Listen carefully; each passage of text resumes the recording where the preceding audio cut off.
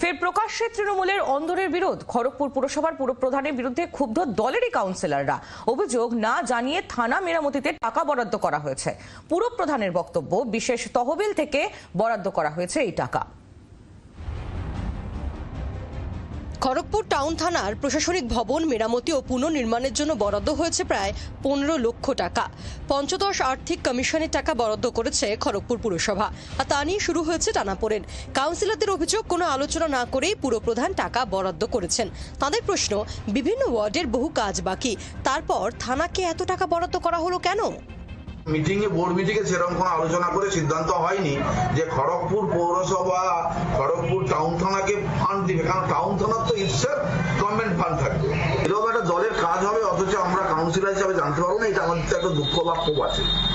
উনি যদি আমাদের জিজ্ঞেস করতেন বা একটা আলোচনা করতেন, তাহলে একটা জায়গায় আমরা হয়তো কোনো একটা ডিসিশনে আসতে পারতাম।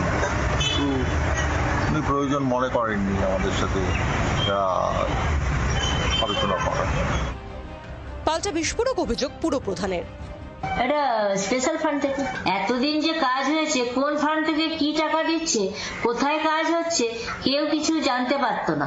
এখন কোথায় কাজ করছি, কি কাজ হচ্ছে, কি টেন্ডার হচ্ছে, সবাই হাতে আমরা কাগজ দিয়ে দিচ্ছি।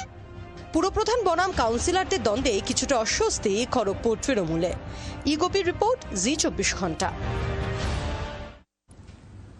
আবাস তালিকা